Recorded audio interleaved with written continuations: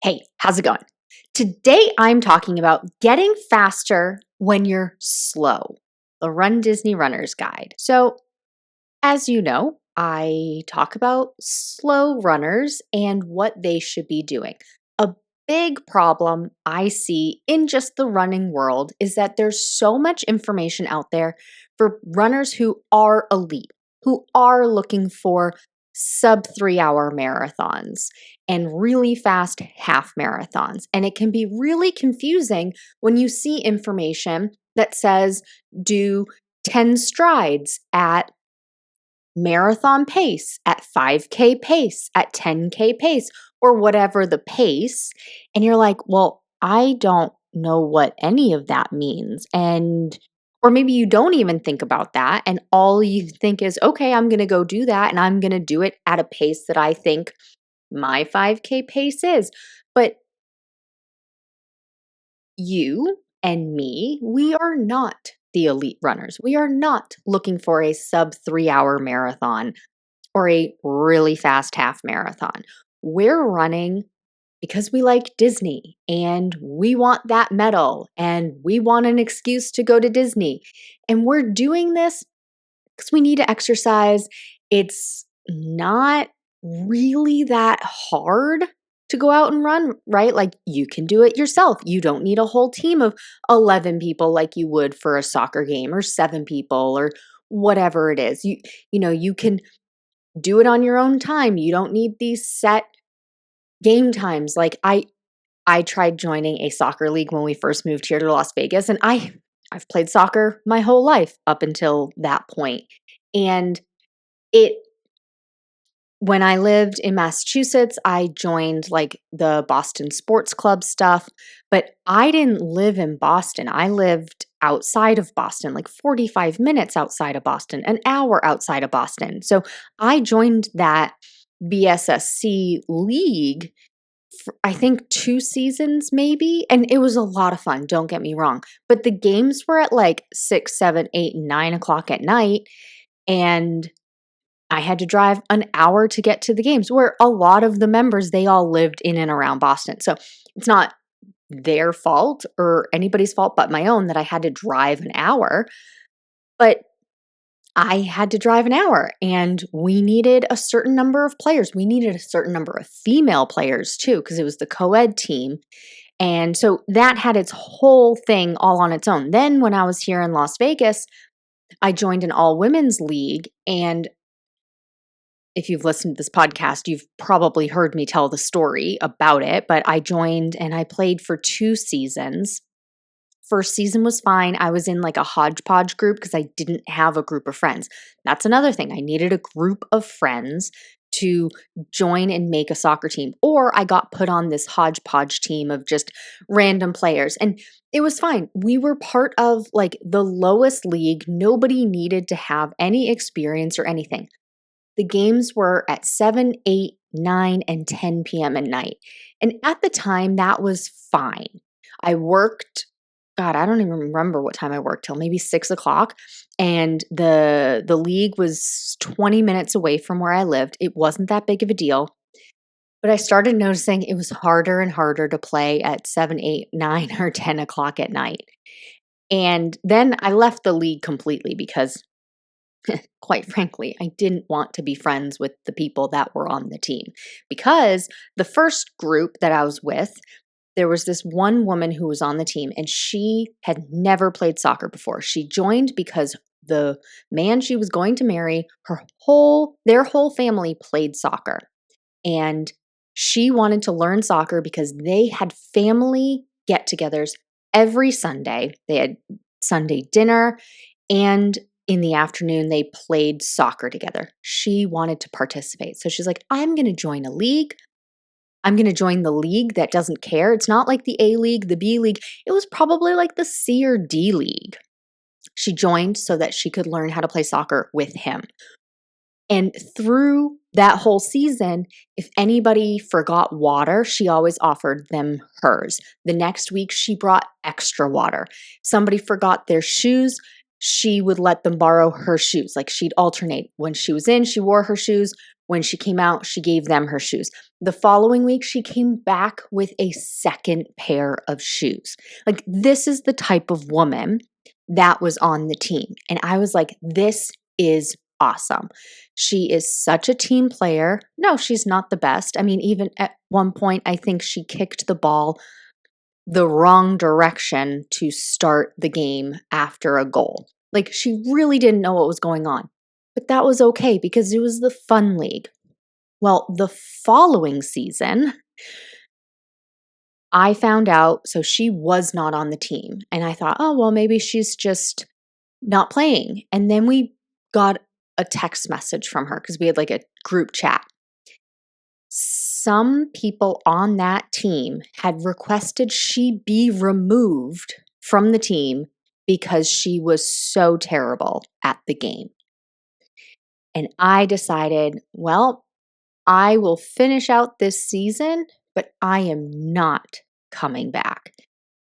I don't want to be friends with people on this team who are going to do this. And I guessed who had made that request. And it was these two female, well, obviously female, it was an all-female group. It was these two players who were on the A League and joined this league as well to get an extra game in every night they played. So they would play the A League, which was the earlier session time, and then immediately after, they'd come and play on our league to get more playing time. Why are you joining this league? This league was for somebody like me who just wanted to have a good time. This league was for that other woman who wanted to, again, have a good time and figure out how to play soccer as a 30-year-old, having never played soccer before.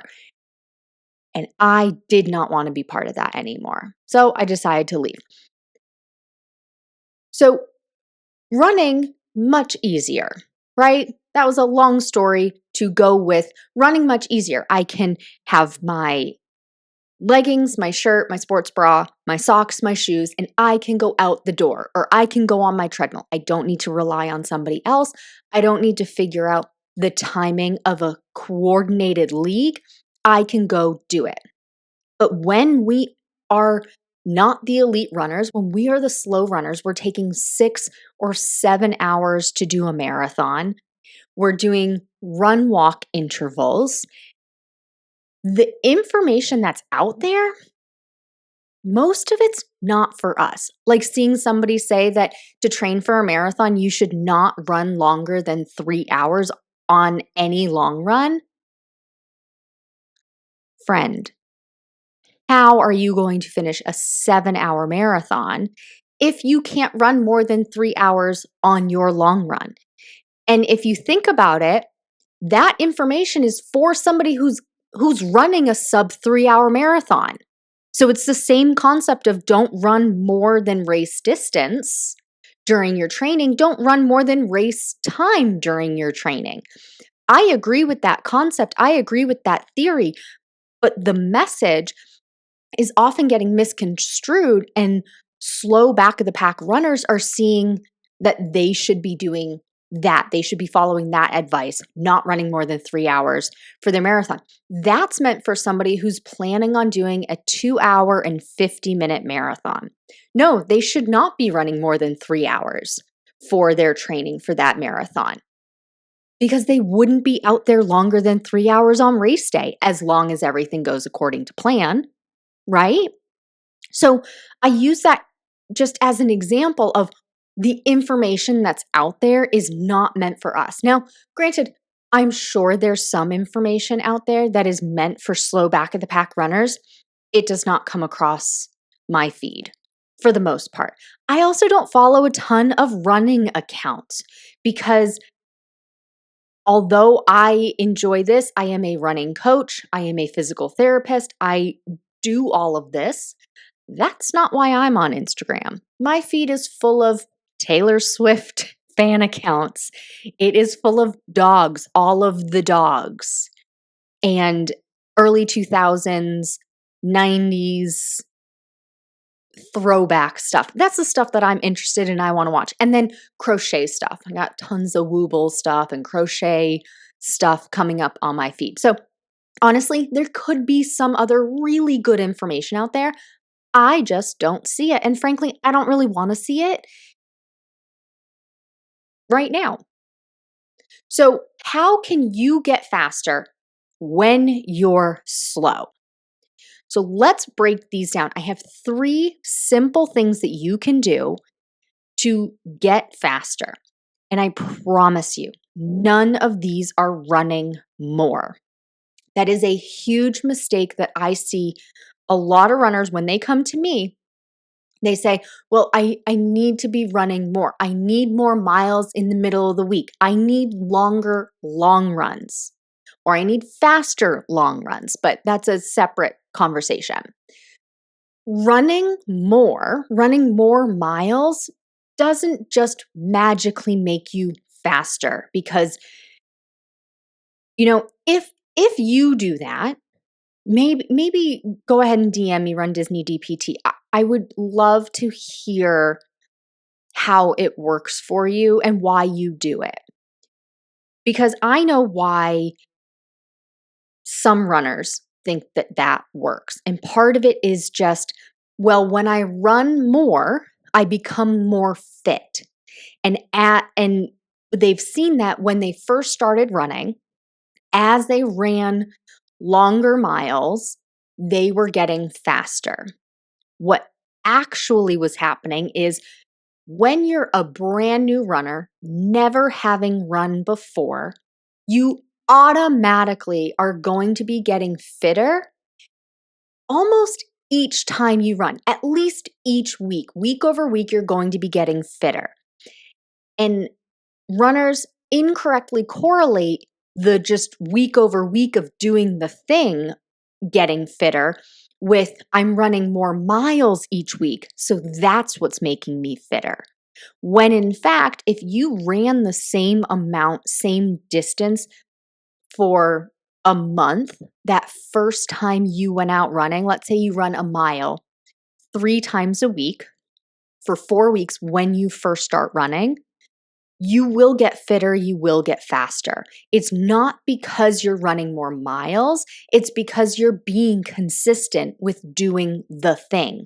And it's much quicker, you get fitter much quicker the more out of shape you are.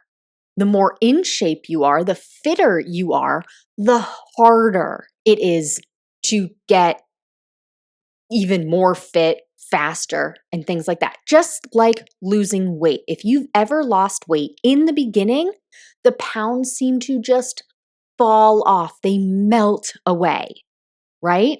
But those last 5 pounds, those last 2 pounds take forever. I saw it all the time in physical therapy. I specialized in meniscus, arthritis, knee replacements, hip replacements. I specialized in those things when I was in the clinic here in Las Vegas and in Achilles tendinopathy things because that's what my research was about when I was in grad school. But I saw it a lot with knee replacements. So patients who were having a knee replacement, they would get 75% better in the first 6 months. Their pain would drastically improve. Their range of motion would drastically improve. Their strength would drastically improve in those first 6 months. That last 25% of everything, the last 25% of their range of motion, the last 25% of that swelling, the last 25% of their strength took another 6 to 12 months. But they got 75% better in those first 6 months. Because when it first is starting to happen, it goes much quicker. Happens with weight loss. I saw it in the knee replacement world, and it happens with getting faster as a runner. So you see all of these really quick wins and then you plateau and it takes forever. And what you did to get there doesn't get you further, right? I think the saying is what got you here won't get you there. What got you to this point right now, the way you are with your speed, with your pace, what got you to this point won't get you to the next point. Something needs to change. And that's what I'm talking about today. The 3 things to do that will get you faster when you're slow so that you can stop for character stops, have a bigger buffer between you and the balloon ladies. Because starting in the last corral, if you start at the very front, you might have a 20-minute buffer, depending on what race it is. But how do you keep that buffer? And how do you get character stops and keep that buffer?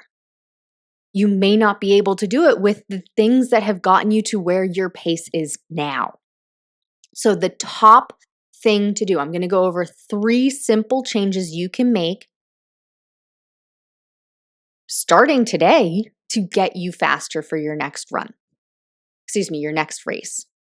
Slow your long run way down, like way, way, way, way, way down. Think about what you want your race pace to be. This is if you don't know what paces you should be running. Think about what you want your race pace to be and be realistic.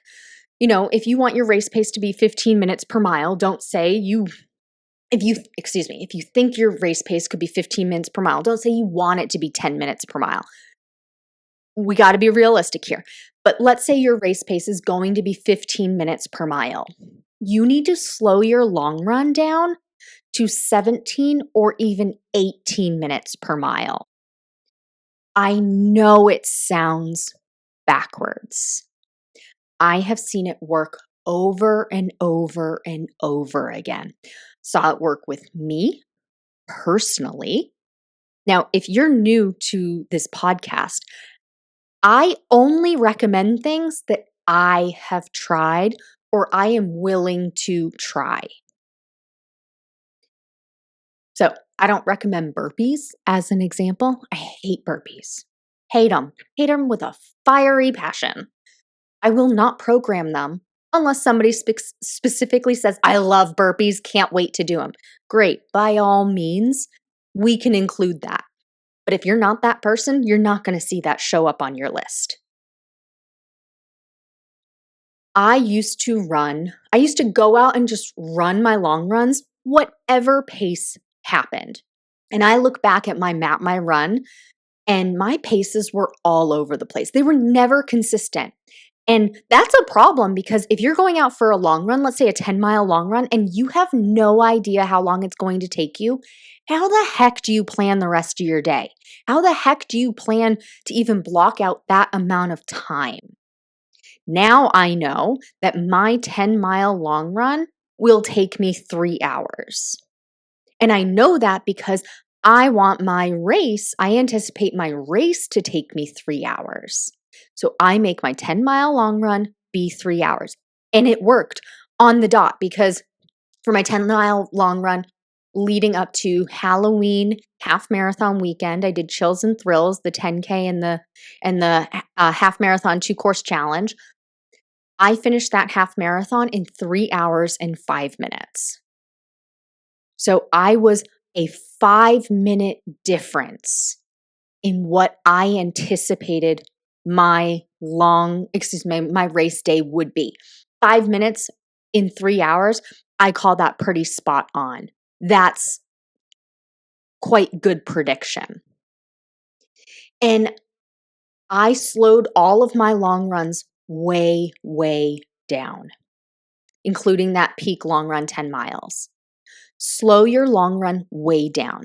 When you run your long run every single time at race pace, and if you're doing that, you're also probably running your midweek maintenance runs at the same pace. You're constantly running at race pace. But what does that actually mean? That means you are running at the fastest you can run, right? Because we aim to run the fastest we can run when we're racing. We are constantly running at our upper limits all of the time.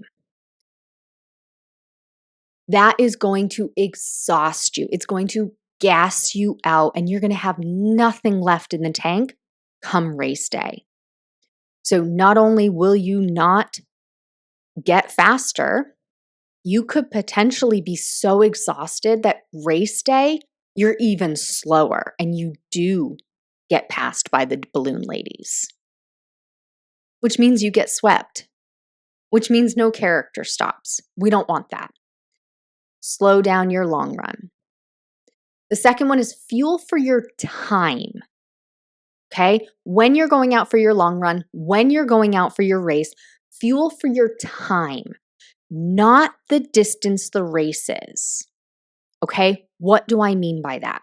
You will see lots of information out there of these elite runners, these fast runners. I use the word elite. I don't really know what else to call them. They're not necessarily like the Olympians, but they are these runners who are fast. They're doing sub 3-hour marathons. Their 5K is taking them like 18 minutes. They're fast. And when we look at what they're fueling for their race, that doesn't match with what we should be fueling. So don't look at your race as I'm just running a 5K. I'm just running a 10K. I shouldn't fuel. Think about how long is that race going to take you? If your 5K is going to take you an hour, you need to be fueling. If your 10K is going to take you 90 to 100 minutes or more, you need to be fueling for that. If you're going to be out there for 60 minutes or longer, you need to be fueling, no matter what the race distance is. So don't look at the race distance and think, I don't need to fuel, it's just a 5K, but it's going to take you 60 minutes to do. You need to fuel for that. Don't look at it as, oh, it's just a 10K. I don't need to fuel. I only need to start fueling if I'm running 8 miles or more. Incorrect. Because if you're running a 15-minute mile or a 16-minute per mile pace, that 10K is going to take you 100 minutes. You need to be fueling for that. If there's no fuel in the tank, you have nothing to make you go.